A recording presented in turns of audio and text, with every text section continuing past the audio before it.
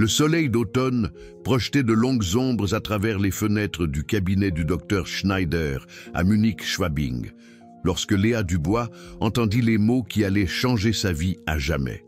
Cancer du sein, stade 2, triple négatif. Elle n'avait que 34 ans. Professeur de français dans un lycée de Munich, mariée à Hugo Lefebvre, un agent immobilier prospère spécialisé dans les propriétés de luxe. Ils n'avaient pas d'enfants. Hugo avait toujours dit qu'ils avaient encore le temps. Maintenant, Léa ne savait plus si elle aurait ce temps.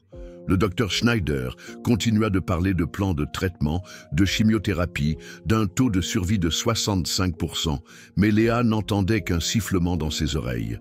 À côté d'elle était assis Hugo, son costume coûteux parfaitement repassé, sa Rolex brillante au poignet. Il ne disait rien, pas un mot de réconfort, pas une main rassurante sur son épaule. Il fixait simplement son iPhone, dont l'écran s'illuminait avec un message WhatsApp qu'il balaya rapidement. « Monsieur Lefebvre, avez-vous des questions ?» La voix du docteur Schneider rompit le silence. Hugo leva les yeux, comme s'il se réveillait d'un rêve. « Combien de temps dure le traitement ? Pas « va-t-elle s'en sortir ?» ou « que pouvons-nous faire ?» Mais combien de temps ? 6 cycles de chimiothérapie, environ 5 mois. Ensuite, éventuellement, une opération et une radiothérapie.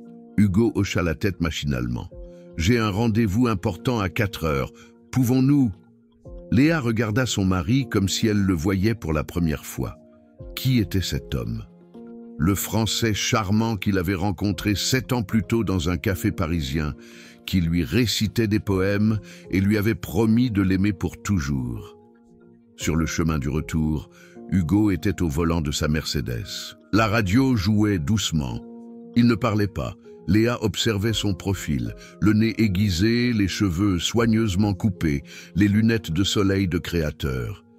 Il avait l'air comme toujours, parfait, contrôlé, distant. « Hugo, tu as entendu ce que le médecin a dit ?»« Bien sûr que j'ai écouté, Léa. » Sa voix sonnait irritée. « Cancer, chimiothérapie. J'ai compris. J'ai peur. » Il soupira, comme si sa peur était un inconvénient. « La médecine est très avancée aujourd'hui. Tu vas devoir t'en sortir. Tu vas devoir t'en sortir. Pas « nous allons nous en sortir » ou « je suis là pour toi », mais tu vas devoir t'en sortir. » Dans leur appartement de Max Vorstadt, un vieil immeuble au haut plafond qu'Hugo avait qualifié d'investissement, Léa resta longtemps sous la douche. L'eau chaude frappait sa peau, se mêlant à ses larmes. Elle tâta son sein, sentant la petite masse dure qui s'y était logée comme un intrus hostile. Lorsqu'elle arriva dans la chambre, Hugo était devant le miroir en train de nouer sa cravate. « Je dois encore aller au bureau. Grosse affaire avec un client de Suisse. Tu vas t'en sortir seule. » Léa hocha la tête en silence. Que pouvait-elle dire ?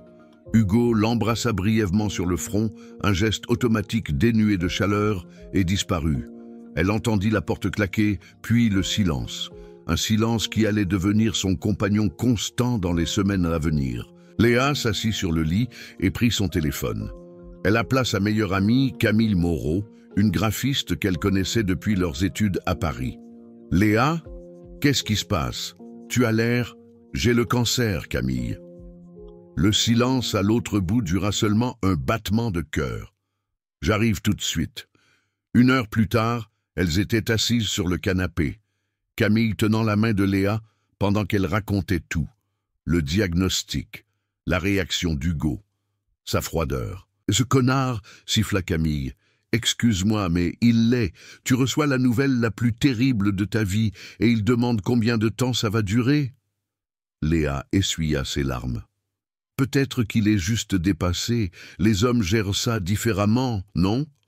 Camille la regarda avec un mélange de pitié et d'inquiétude. « Léa, ma chérie, je te connais depuis 15 ans. Et je te le dis, prends soin de toi, de lui et de la maladie. » Dans les jours qui suivirent, la préparation de la chimiothérapie commença. Léa dut se faire poser un cathéter, subir des analyses de sang, assister à des entretiens d'information. Hugo ne l'accompagna à aucun rendez-vous. Il avait toujours des réunions importantes, des visites indispensables, des négociations de contrats urgentes. À la place, Camille l'accompagna. Ou sa mère, Brigitte, qui arriva d'Alsace, le visage marqué par l'inquiétude et la colère rentrée. « Où est ton mari, Léa ?» demanda Brigitte lors du 3e rendez-vous médical. « Il travaille, maman. Quelqu'un doit gagner l'argent. L'argent !» Brigitte cracha le mot comme du poison. « À quoi sert l'argent s'il n'est pas avec toi ?» Léa n'avait pas de réponse. La première chimiothérapie était prévue pour fin octobre. Ce matin-là, Léa trouva Hugo dans la salle de bain, se rasant tout en téléphonant. Elle ne comprit que des fragments. Oui, la semaine prochaine. Zurich, le Penthouse au bord du lac, offre exclusive. Quand il la remarqua dans le miroir, il termina rapidement la conversation. « Qui était-ce » demanda Léa. « Un client, investisseur suisse, très important pour l'entreprise. » Léa hocha la tête. « Aujourd'hui, c'est ma première chimio. » Hugo se tourna vers elle, le visage à moitié couvert de mousse. « Je sais. Ta mère t'emmène, n'est-ce pas ?»« Oui, mais je pensais... » « Léa, je ne peux pas être là à chaque rendez-vous. J'ai une carrière, des obligations. Tu dois comprendre ça. » Elle comprit. Elle comprit qu'elle était seule. La chimiothérapie fut un enfer. Léa avait lu des rapports, parlé à d'autres patientes, mais rien n'aurait pu la préparer à cette réalité. Après la première perfusion, les vomissements commencèrent. Pendant des heures, son corps se contractait, rejetant toute nourriture, même l'eau remontait. Hugo n'était pas là. Il était à Zurich, comme il le lui fit savoir par SMS. Affaire importante, de retour dans 3 jours. Camille et Brigitte se relayaient, restaient avec Léa, lui tenaient la main, lui essuyaient le front. Dans les rares moments où elle ne vomissait pas, Léa était allongée, épuisée, fixant le plafond. Le 3e jour, Hugo revint. Il avait l'air reposé, bronzé, comme s'il avait été en vacances au lieu de travailler. Il apporta du chocolat suisse, un geste creux que Léa ne pouvait même pas toucher. Rien que l'odeur déclenchait des nausées. « Comment vas-tu » demanda-t-il par devoir, mais ses yeux vagabondaient déjà vers son téléphone. « Horriblement !»« Ça va s'améliorer. Les médecins disent que le corps s'habitue. » S'habitue. Comme si la chimiothérapie était une routine désagréable, comme se brosser les dents. Une semaine plus tard, lorsque Léa put enfin manger quelque chose, elle remarqua que Hugo souriait souvent en regardant son téléphone. Un petit sourire privé qu'elle n'avait pas vu sur son visage depuis des mois, du moins pas lorsqu'il la regardait. Une nuit, elle se réveilla pour aller aux toilettes. Hugo n'était pas dans le lit. Elle entendit des voix étouffées venant du salon. Elle se traîna doucement jusqu'à la porte et écouta. « Je sais, mon cœur, c'est difficile. Encore quelques mois, et nous serons libres. » Le cœur de Léa s'arrêta. « Mon cœur, mon cœur. » C'est comme ça qu'il l'appelait avant. Maintenant, il appelait quelqu'un d'autre ainsi. L'assurance est en place. J'ai tout arrangé. Patience, chérie. Assurance. Quelle assurance? Léa se retira dans la chambre, son cœur tambourinant. Elle se coucha et feignit de dormir lorsque Hugo revint. Il se glissa dans le lit, se tourna vers le mur, aussi loin d'elle que possible. Cette nuit-là, le 2e combat de Léa commença. Non seulement contre le cancer, mais contre l'homme qui dormait à côté d'elle. Le lendemain matin, pendant qu'Hugo était sous la douche, Léa fit quelque chose qu'elle n'aurait jamais cru possible. Elle prit son iPhone sur la table de chevet. Elle connaissait le code, leur anniversaire de mariage, cela n'avait jamais changé. Ses mains tremblaient lorsqu'elle ouvrit WhatsApp. Tout en haut, une discussion avec C. Laurent. Elle l'ouvrit. Les messages étaient sans équivoque. Déclaration d'amour, émoji de cœur, photo. Et puis, datée d'il y a 2 semaines, une photo d'Hugo et d'une jeune femme, cheveux blonds, dents parfaites, au moins 10 ans de moins que Léa, sur une terrasse donnant sur un lac. Le lac de Zurich. Notre week-end, bientôt ensemble pour toujours. Léa fit défiler plus loin. Les messages remontaient à juillet, 2 mois avant son diagnostic. Hugo la trompait déjà avant qu'elle ne tombe malade. Mais les messages d'après étaient encore plus troublants. Hugo. Elle a le cancer. Stade 2. Les médecins lui donnent 65% de chance. Chloé. Oh non, je suis désolé pour elle. Mais pour nous? Hugo. Pour nous, rien ne change. Peut-être que ce sera même plus facile. J'ai souscrit une assurance vie à son nom. 750 000 €. Si elle... Le message s'arrêta là. Léa dut s'asseoir sur le bord du lit. La nausée qui l'envahit n'avait rien à voir avec la chimiothérapie. La douche s'arrêta. Léa remit rapidement le téléphone exactement là où il était et se précipita dans le lit. Hugo sortit, une serviette autour des hanches. « Tu te sens mieux aujourd'hui ?» Léa le regarda. Cet homme qui spéculait sur sa mort, qui avait souscrit une assurance sur sa vie, qui discutait avec son amante à quel point tout deviendrait facile si elle mourait. « Oui, mentit-elle. Beaucoup mieux. » Hugo hocha la tête, satisfait. « Bien. J'ai encore beaucoup à faire aujourd'hui. Tu vas t'en sortir seul. »« Bien sûr. » Quand il fut parti, Léa appela immédiatement Camille. « J'ai besoin de ton aide et j'ai besoin d'un avocat. » Camille arriva dans l'heure. Léa lui montra les captures d'écran qu'elle avait secrètement faites du téléphone d'Hugo lorsqu'il était brièvement sorti de la pièce. « Ce maudit salaud !» murmura Camille, le visage rouge de colère. « Il attend que tu meures. Il a souscrit une assurance vie à ton nom. 750 000 €.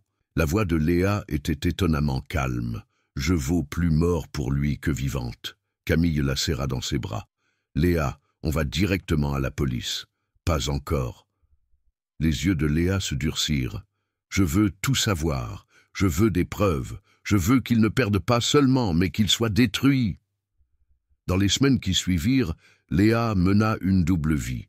En apparence, elle était la femme malade et faible qui luttait contre le cancer. En secret, elle était une détective dans sa propre vie. Elle documenta tout, chaque absence d'Hugo, chaque mensonge, chaque appel suspect. Elle photographia ses relevés de cartes de crédit qu'elle trouva dans son bureau. Dépenses pour des hôtels chers, des restaurants, des bijoux, des choses qu'il ne lui avait jamais achetées.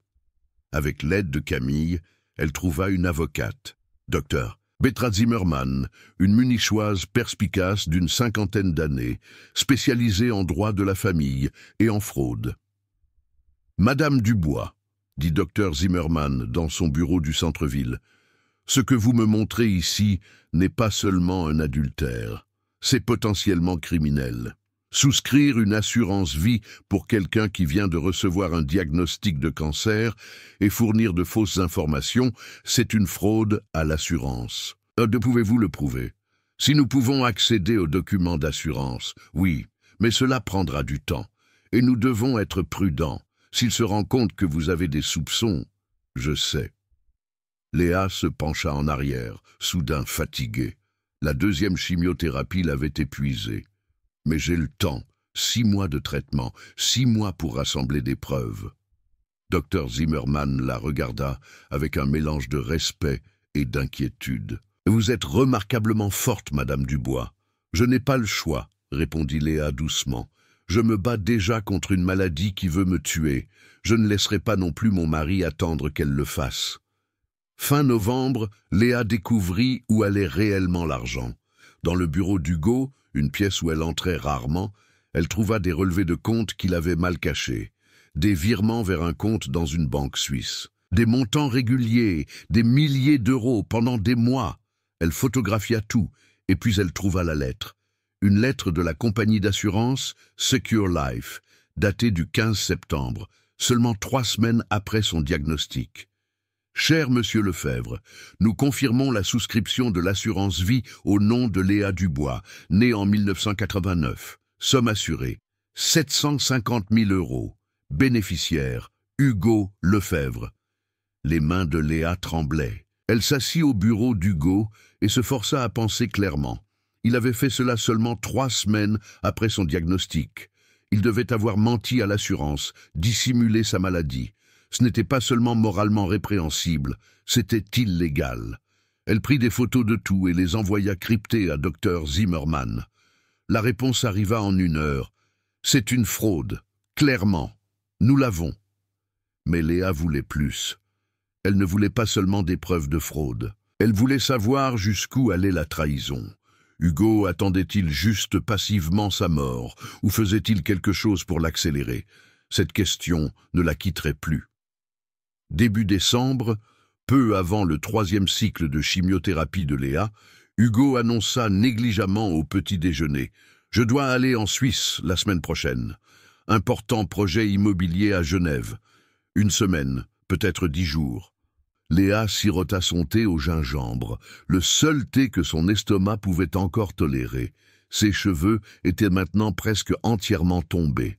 Elle portait un foulard que Camille lui avait acheté, une solution élégante, mais elle détestait se regarder dans le miroir. « 1 semaine ?» répéta-t-elle neutre. « Exactement pendant ma 3e perfusion ?» Hugo haussa les épaules sans lever les yeux de son ordinateur portable. « Je ne peux pas le reporter. Le client est très exigeant. Il s'agit d'un chalet de luxe au bord du lac Léman. 12 millions de francs. La commission serait... » Il s'interrompit, comme s'il venait de se rendre compte à quel point cela sonnait froid. « La commission serait importante, » compléta Léa la phrase. « Je comprends. »« Ta mère peut rester avec toi, n'est-ce pas ?»« Bien sûr. » Hugo ferma l'ordinateur portable et la regarda directement pour la première fois ce matin-là. Ses yeux bleus, qui l'avaient autrefois fasciné, étaient maintenant froids comme la glace. « Léa, je sais que c'est difficile, mais quelqu'un doit travailler, quelqu'un doit payer les factures, le traitement coûte des milliers, même avec l'assurance. Je sais, merci de prendre soin de nous. » Il manqua l'ironie dans sa voix, ou ne voulut pas l'entendre. Pendant que Hugo était dans la salle de bain, Léa prit rapidement son téléphone. Elle avait maintenant développé une routine, rapide, efficace, ne laissant aucune trace. Elle ouvrit ses emails, et là, c'était une confirmation de réservation de l'hôtel Beau Rivage, à Genève. 2 personnes, suite avec vue sur le lac. 2800 francs par nuit, 7 nuits. Arrivée, 9 décembre. 2 personnes. Elle fit défiler plus loin. Un email de Chloé Laurent. « J'ai hâte, mon amour. 1 semaine entière, rien que nous 2. Genève sera magique. Merci de m'inviter. » Léa photographia tout. Puis elle trouva autre chose. Un email à la compagnie d'assurance, daté d'il y a 4 semaines. « Chère madame, monsieur, je souhaite vérifier l'état de la police sur mon épouse. Quelle est la procédure si, en cas de son décès, dans combien de temps le paiement serait-il effectué? Y a-t-il des délais d'exclusion ?» La réponse de l'assurance fut professionnelle et froide. « Cher monsieur Lefebvre, en cas de décès, le paiement est effectué dans les 30 jours suivant la présentation du certificat de décès et la vérification des circonstances. En cas de décès par cause naturelle, par exemple maladie, il n'y a pas de délai d'exclusion. » Léa dut s'asseoir. Son mari avait déjà demandé la procédure, la rapidité du paiement, comme si elle était déjà morte. La douche s'arrêta. Elle reposa rapidement le téléphone. Lorsque Hugo partit le 9 décembre, il l'embrassa légèrement sur la joue. « Prends soin de toi, je t'appelle. Bonne chance avec l'affaire du chalet, » dit Léa. « Merci, chérie. » Un mot vide, prononcé machinalement. La porte se referma. Léa resta à la fenêtre et regarda sa Mercedes s'éloigner en direction de l'autoroute, de la Suisse, de son amante. Puis elle prit son téléphone et appela Dr Zimmermann. « Il est parti. Maintenant, nous pouvons travailler. » Au cours des 7 jours suivants, pendant qu'Hugo dînait, buvait du champagne et fantasmait probablement sur son avenir sans sa femme malade, dans un hôtel de luxe au bord du lac Léman avec Chloé Laurent, l'appartement de Léa se transforma en centre de commandement. Docteur Zimmermann arriva avec un spécialiste informatique, un jeune homme mince nommé Kevin, qui déverrouilla l'ordinateur portable d'Hugo en quelques minutes. Le mot de passe était Hugo Lefebvre, 123, dit Kevin avec un sourire ironique. Pas très créatif. Ce qu'ils trouvèrent sur l'ordinateur portable fut accablant. Un fichier Excel intitulé « Planification financière 2024-2025 ». Kevin l'ouvrit et Léa fixa l'écran. C'était un tableau avec différents scénarios. Léa fixa le mot « optimal ». Sa mort était le scénario optimal pour son mari. Cela suffit pour une plainte pour fraude et potentiellement plus, dit Dr Zimmermann doucement. Madame Dubois, c'est malveillant. Mais Kevin avait trouvé plus. Ici, dit-il, ouvrant un historique de navigation. Il a fait des recherches sur... Attendez, les requêtes de recherche étaient datées de novembre. Affaiblir les médicaments de chimiothérapie. Peut-on réduire l'effet de la chimio? Aliments qui bloquent la chimiothérapie. Affaiblir davantage le système immunitaire chez le patient cancéreux. Léa eut la nausée, pas à cause de la chimiothérapie, à cause de la réalisation. Il n'a pas seulement attendu, murmura-t-elle. Il a réfléchi à comment l'accélérer. Camille, debout à côté d'elle, posa une main sur son épaule. Léa, c'est une tentative de meurtre. Dr Zimmermann était plus prudente. Il est difficile de prouver qu'il a réellement fait quelque chose. Mais l'intention est documentée. Couplée à la fraude à l'assurance, nous avons un dossier très solide. Quoi d'autre? Demanda Léa d'une voix ferme. Quoi d'autre y a-t-il sur cet ordinateur portable? Kevin fit défiler l'écran. Des emails avec Madame Laurent, beaucoup d'entre eux. Ici, ils planifient déjà l'avenir. Ils parlent d'un appartement ensemble à Zurich, de mariage, Il s'arrêta. De quoi? Insista Léa. D'enfants. Chloé écrit qu'elle veut 2 enfants avec lui. Et Hugo répond « Bientôt, mon amour. Quand je serai libre, nous pourrons fonder la famille que j'ai toujours voulu. » La famille qu'il a toujours voulu, avec une autre femme, pendant que Léa luttait contre la mort.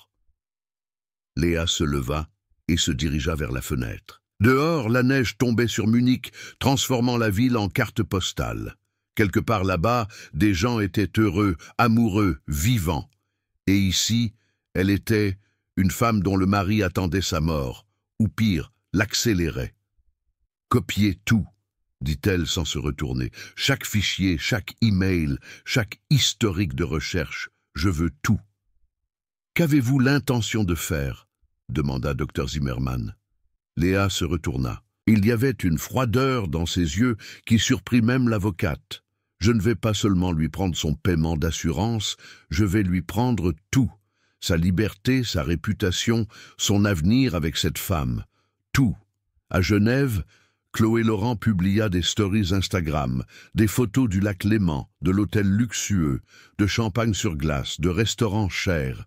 Hugo n'était jamais entièrement dans l'image, juste sa main attrapant celle de Chloé, son profil en arrière-plan. Léa regarda chaque photo, non par masochisme, mais par calcul stratégique. Elle rassemblait des preuves, documentant les dates, les lieux, les dépenses.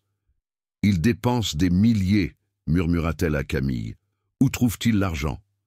Kevin trouva la réponse. Carte de crédit, 4 différentes, toutes au maximum. Il a une dette totale de, 89 000 €. Il est en faillite, constata Dr Zimmermann. C'est pourquoi il a besoin de l'assurance si désespérément. Il ne s'agit pas seulement de la maîtresse, il s'agit de survie, sa survie financière. Léa hocha lentement la tête. Le puzzle s'assemblait. Hugo n'était pas seulement un mari infidèle, c'était un homme désespéré qui attendait une solution. Et cette solution était sa mort. Le 7e jour, pendant que Léa subissait sa 3e chimiothérapie, seule, avec seulement sa mère à ses côtés, Hugo envoya un WhatsApp. « Affaire réussie. Je reviens demain. À bientôt. »« À bientôt », murmura Léa, tandis que le poison coulait dans ses veines. Poison censé la guérir, mais qui l'affaiblissait aussi. « À bientôt, Hugo. Mais pas comme tu le penses. » Hugo revint le 16 décembre, bronzé et détendu, comme s'il avait effectivement été en vacances. Il apporta du chocolat suisse, un paquet Lindt qu'il avait probablement acheté à l'aéroport, et un sourire forcé. Léa était assise sur le canapé, pâle et épuisée par la chimiothérapie. Un foulard cachait sa tête chauve. Elle ressemblait au cliché d'une patiente cancéreuse, fragile, faible, vaincue. Parfait. « Comment ça s'est passé ?»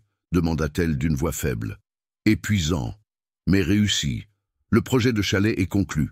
Grosse commission. » Il ne s'assit pas à côté d'elle, resta debout, distant. « Comment vas-tu » ? La chimio a été dure, très dure. Je suis désolé de ne pas avoir pu être là. Le mensonge lui vint si facilement aux lèvres. Léa se demanda s'il savait encore ce qu'était la vérité. « C'est bon, dit-elle. Maman était avec moi. » Hugo hocha la tête, déjà distrait par son iPhone, qui vibrait dans sa poche. « J'ai encore quelques trucs à faire au bureau.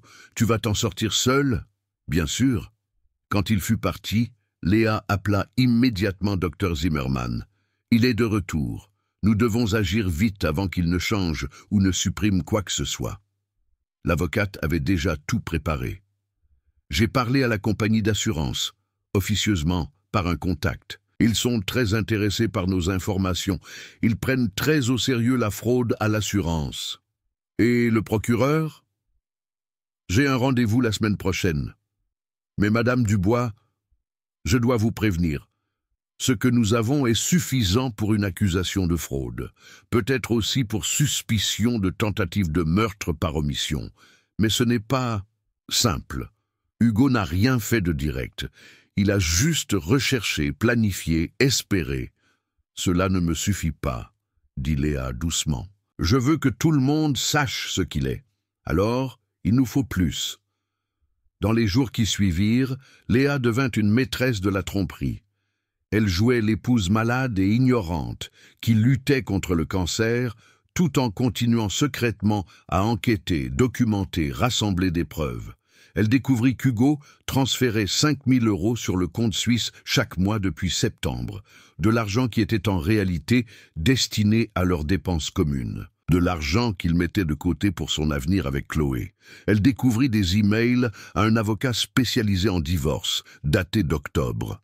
À quelle vitesse un divorce peut-il se dérouler si la femme est gravement malade? Existe-t-il des procédures accélérées?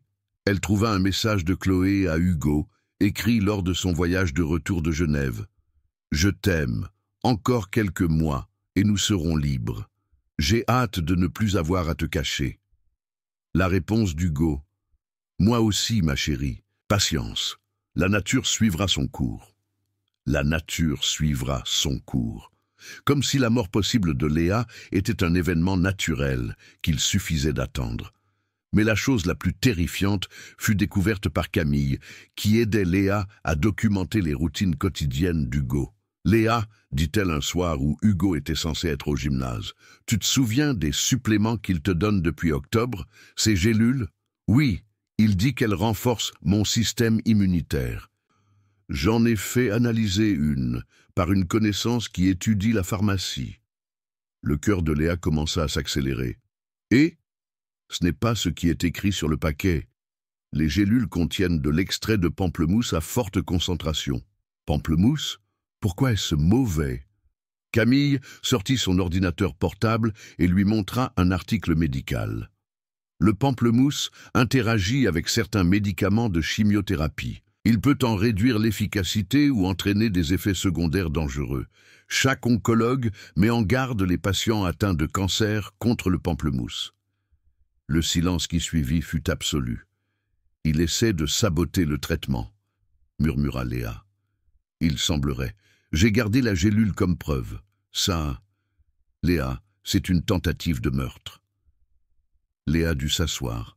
Ses mains tremblaient.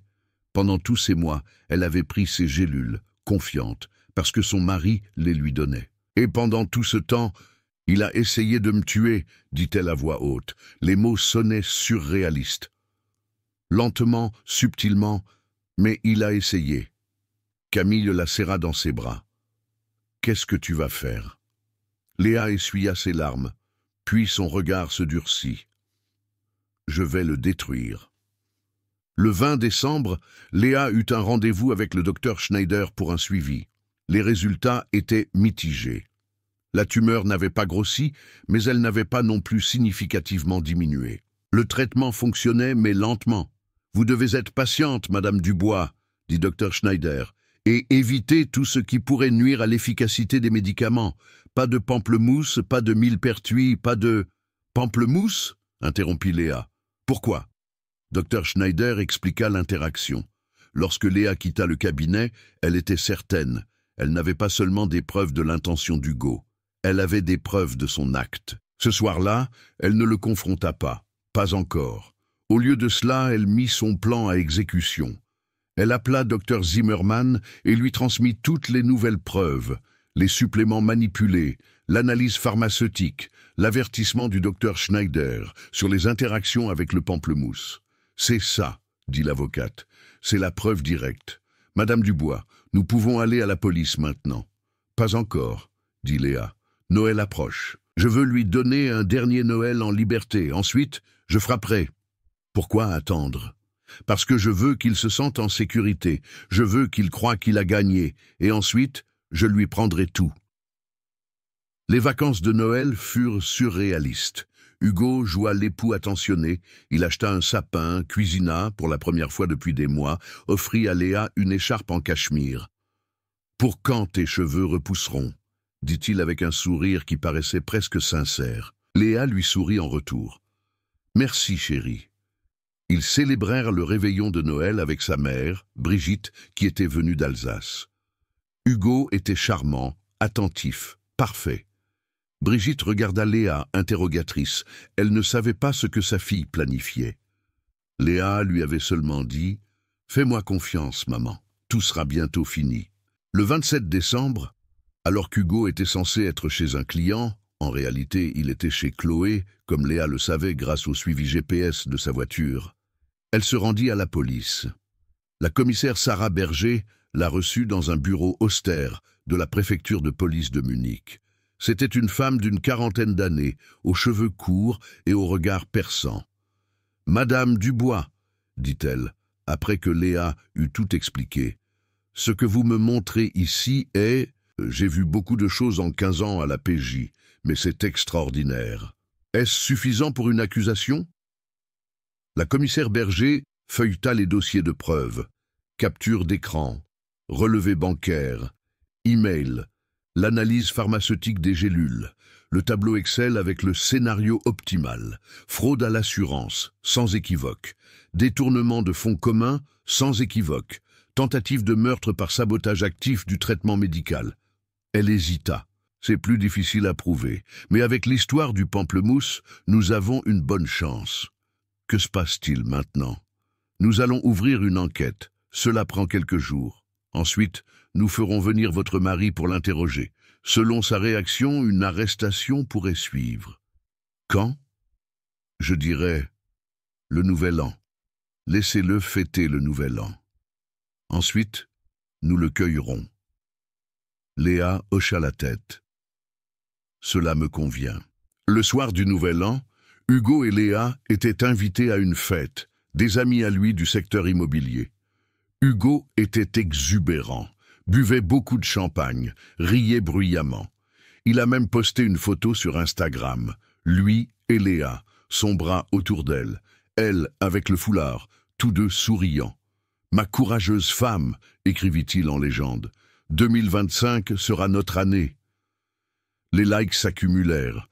Les commentaires le félicitaient pour son soutien, admiraient le courage de Léa. Personne ne soupçonnait la vérité. À minuit, alors que les feux d'artifice explosaient au-dessus de Munich, Hugo embrassa Léa sur le front. « Tout ira mieux l'année prochaine », murmura-t-il. « Oui », répondit Léa, « tout sera différent. » Le 2 janvier, à 8 heures du matin, la sonnette retentit. Hugo ouvrit la porte en peignoir, une tasse de café à la main. Devant lui se tenait la commissaire Berger et 2 policiers en uniforme. « Hugo Lefebvre? Oui ?» Sa voix était confuse, encore endormie. « Police criminelle de Munich. Vous êtes en état d'arrestation pour suspicion de fraude à l'assurance, détournement de fonds et tentative de meurtre. Vous avez le droit de garder le silence. » Léa observa la scène depuis le salon. Elle s'était assise sur le canapé, dans son peignoir, une tasse de thé à la main. Son cœur battait la chamade, mais elle resta calme en apparence. Hugo se tourna vers elle, le visage livide. « Léa, qu'est-ce qui se passe ici ?» Elle le regarda, cet homme qui avait attendu sa mort, qui avait saboté son traitement, pillé son avenir. « Voici ce qui se passe, Hugo. Je sais tout. » Les policiers lui passèrent les menottes. Hugo essaya de protester, d'expliquer, mais la commissaire Berger l'interrompit. « Vous pourrez expliquer tout cela au poste, monsieur Lefebvre. Nous avons des questions sur une assurance vie, des virements d'argent en Suisse, des suppléments manipulés. » Au dernier mot, Hugo se figea. Ses yeux s'écarquillèrent. Il avait compris. « Léa, s'il te plaît, » commença-t-il. Mais elle s'était déjà détournée. « Emmenez-le, » dit-elle à Berger. Lorsque la porte se referma derrière eux, Léa resta assise dans le silence pendant un long moment. Puis, elle commença à pleurer, non de tristesse, mais de soulagement. La première partie de sa vengeance était accomplie, mais elle n'avait pas encore fini. Dans les jours qui suivirent, l'histoire devint publique dans les médias munichois.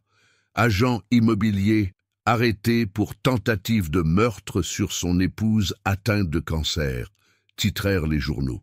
Les détails, l'assurance, la menthe, les gélules de pamplemousse filtrèrent lentement. La vie parfaitement orchestrée d'Hugo s'effondra comme un château de cartes. Son entreprise le licencia. Ses clients se détournèrent.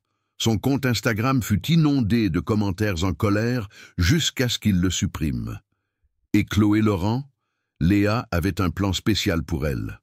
Elle contacta l'employeur de Chloé, une agence de publicité conservatrice, et envoya anonymement des preuves de l'affaire avec un homme marié dont l'épouse atteinte d'un cancer avait été trompée. Elle envoya des captures d'écran des stories Instagram de Chloé depuis Genève, des messages où elle fantasmait sur l'avenir avec Hugo. 3 jours plus tard, Chloé Laurent fut licenciée. Son propre compte Instagram devint un champ de bataille de commentaires haineux. « Ça s'appelle le karma », murmura Camille, alors qu'elle lisait les nouvelles ensemble. Léa ne ressentit